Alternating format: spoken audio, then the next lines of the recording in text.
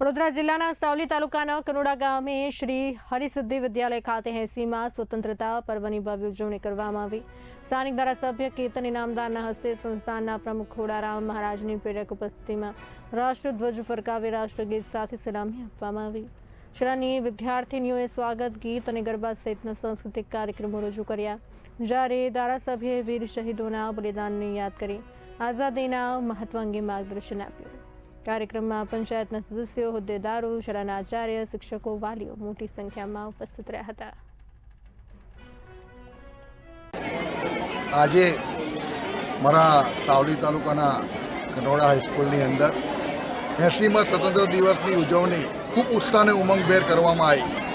शाळानी अंदर જ્યારે स्वतंत्र दिवसनी उजवणी करवामां आवती त्यारे खरेखर दरेक व्यक्ति देशदास સાથે જોડાયેલો અને આજના પ્રસંગે હું એટલું કહીશ કે 140 કરોડની જનતા જે આજે આઝાદ ભારતની અંદર સ્વતંત્ર રીતે જીવી રહી છે એ ખરેખર 80 વર્ષ પહેલાંના લોકોનું એ બલિદાન છે।